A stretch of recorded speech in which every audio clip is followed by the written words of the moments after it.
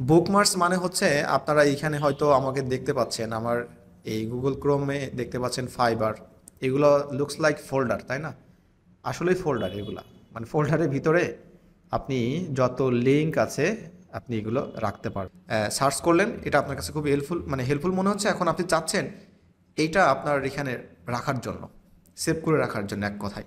তাহলে এটা আপনি কীভাবে সেভ করবেন, এটা একটা বিষয়। তারপরে এই যে এক্সটেনশনটা আছে, এটা চাচ্ছেন আপনার এখানে রাখার জন্য, আপনি পুনরায় যেন আপনাকে কষ্ট করতে না হয়, সার্চ করতে না হয়, এই বিষয়গুলো। তো এটা করার জন্য ফার্স্ট অফ অল এখানে তো এই লিঙ্কটা থাকবে, একটা স্টার সিম্বল আছে এখানে, এবং যখন আপনি মাউসের কার্সারটা নেবেন তখন লেখা থাকবে বুকমার্ক দিস ট্যাব। মানে এই ট্যাবটা সম্পূর্ণ, এই যে ট্যাবটা আছে এইটা আপনি সম্পূর্ণটাই বুকমার্ক করে রাখবেন, তার মানে সেভ করে রাখবেন। তো এখানে আমি কয়েকটা জিনিস দেখাবো। একটা হচ্ছে আপনাকে ফোল্ডার ক্রিয়েট করে দেখাবো এবং ফোল্ডারের মধ্যে এটা রাখ। এখানে আমি এটা জাস্ট ওপেন করলাম। ওপেন করার সাথে সাথে আপনারা দেখতে পাচ্ছেন এখানে bookmark added. First of all এখানে নেম লেখা আছে। এখানে যদি আমি ক্লিক করি তাহলে আপনি দেখবেন যে আমার অসংখ্য ফোল্ডার এখানে আছে। এখন আপনাদের কাজটা হচ্ছে, আপনাদের যখন আপনি ফোল্ডার ক্রিয়েট করবেন, আপনার হয়তো এখানে ফোল্ডার থাকবে না, তখন আপনাদের কাজটা করতে হবে জাস্ট চুজ অ্যানাদার ফোল্ডার, এই নিচে ক্লিক করবেন। অ্যান্ড আমার এখানে দেখতে পাচ্ছেন অসংখ্য ফোল্ডার এখানে আছে, কিন্তু আমি চাচ্ছি নতুন একটা ফোল্ডার তৈরি করতে, একদমই নতুন একটা। তো আপনার কাছে এগুলো কিছুই থাকবে না, ঠিক আছে, কিছুই নাই আপনার কাছে। প্রথম যেটা লেখা আছে একদম প্রথম বুকমার্কস বার, এইখানে জাস্ট একটা ক্লিক করবেন।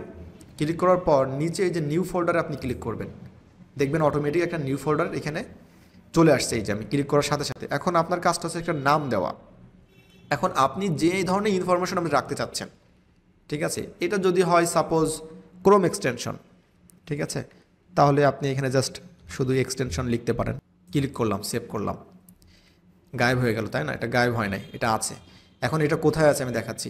আমার এখানে অসংখ্য মানে ফোল্ডার থাকার কারণে আপনার যেটা হবে, আপনারটা এখানে শো করবে। কিন্তু যদি আমার মতো এই অবস্থা হয় তাহলে আপনাকে এটা ক্লিক করতে হবে। এখানে আপনি নিচের দিকে আসবেন, এই যে চলে আসছে কিন্তু হেল্পফুল এক্সটেনশন, এবং অটোমেটিক কিন্তু এই মেটা পিক্সেল যে পেজটা আছে এটা কিন্তু এখানে চলে আসছে। কেন চলে আসছে?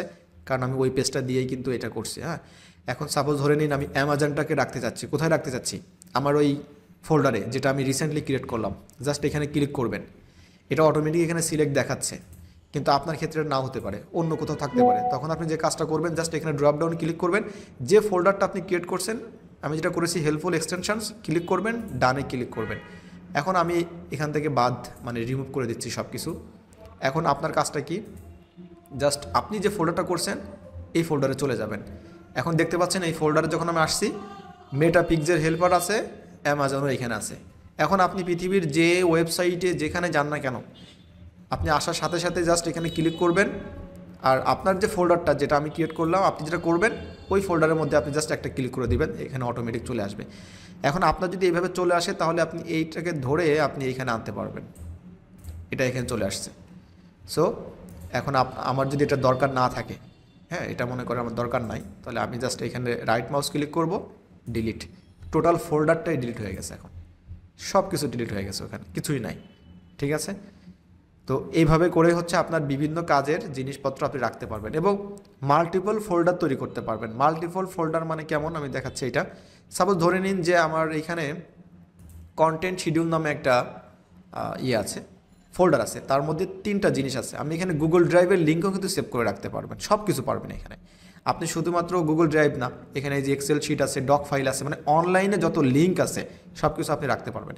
এখন আমি চাচ্ছি যে এখানে আমি একটা ফোল্ডার ক্রিয়েট করতে চাচ্ছি, এই ফোল্ডারের মধ্যে একটা ফোল্ডার থাকবে। তাহলে এটা কিভাবে হবে?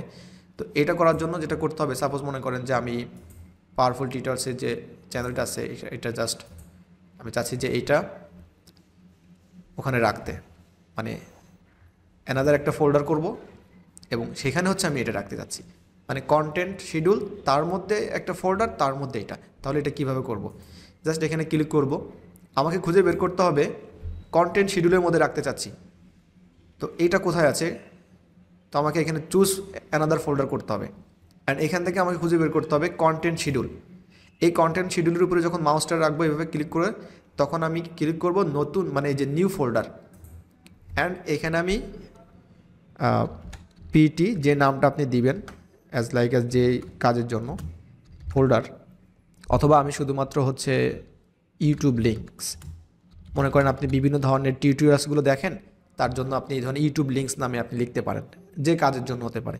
দেন সেভ করলাম। সেভ করা মাত্রই কিন্তু এটা অটোমেটিক কিন্তু ওই ইউটিউব লিঙ্কসের মধ্যে চলে গেছে। এখন এই ইউটিউব লিঙ্কসটা কোথায় আছে? আমি কন্টেন্ট শিডিউলে যাচ্ছি, এইখানে কিন্তু এই যে ইউটিউব লিঙ্কস ফোল্ডার হয়ে গেছে। ফোল্ডার মানে কিন্তু ফোল্ডারের মতো, মানে লুকস লাইক ফোল্ডার, এবং এইখানে আপনি কিন্তু রাখতে পারবেন।